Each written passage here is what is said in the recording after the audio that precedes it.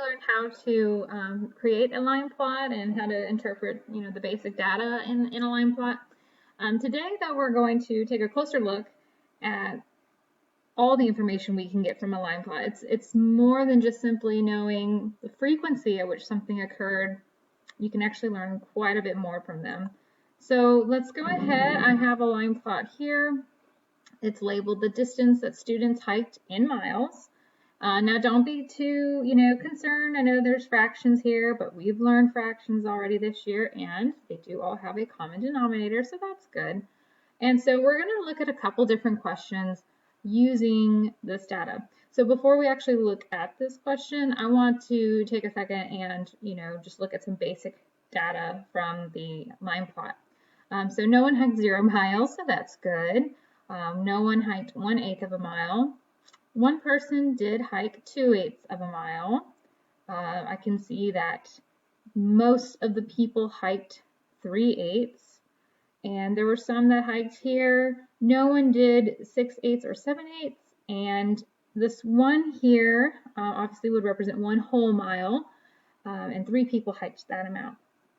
Okay, so we got, the basic information. Now our question goes a little bit deeper. It says, what is the difference between the longest distance and the shortest distance hiked? Okay, and this is where it can be a little bit tricky because you might think, oh, well, it's 1 mile because, it goes from 0 to 1. That's a difference of 1 mile. But, okay, they asked about the distance that was actually hiked. No one actually hiked 0 miles, so we actually aren't going to use that. And no one hiked 1/8 of a mile, so we actually can't use that either. So the shortest distance that was actually hiked was 2/8 of a mile. And the longest distance hiked was 1 whole mile. So these are actually the two numbers that we're going to have to use to answer this question. Now, finding a difference, okay, we should know a difference is the answer to a subtraction problem. So we will be subtracting, very good. And we need to put our longest distance first. Now, our longest distance was 1 whole mile. How could I write that as a fraction to make this a lot easier to solve? Right, 1 whole would be equivalent as having a fraction with the same number on the top and the bottom. I know my denominator is 8, so then that just means my numerator will be 8 as well for this problem. I am subtracting. The shortest distance that was actually hiked was 2/8.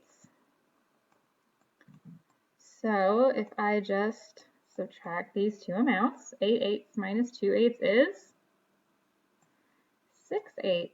Awesome. So there we have the answer of the difference between the longest and shortest distances hiked. Bonus time. How would you simplify 6/8? All right, I can divide both of these by 2. And when I do that, 6 divided by 2 is 3, and 8 divided by 2 is 4. So 6/8 and 3/4, they're equivalent to each other, and then this is just simplest form. All right, and then let's answer another question.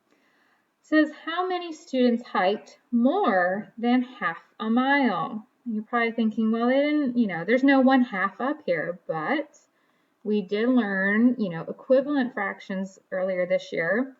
So if I have 1/2 and I need to figure out which fraction it's equivalent to that has an 8 as a denominator, okay, this, should be some review. In order to go from 2 to 8, I have to multiply by 4. Okay, so 2 times 4 is 8, and then remember, you multiply your fraction by the same number. So 1 times 4 is 4. So that means that I'm looking at the 4/8 on my number line. But let's go back and read our problem, or question, I should say, one more time. It says, how many students hiked more, okay, more than half? So that means that we would not include those who hiked exactly the 4/8, okay, because that would actually, if it said, equal to or more than, then we could include that amount. But in this case, we want people who hiked over the halfway, half mile mark.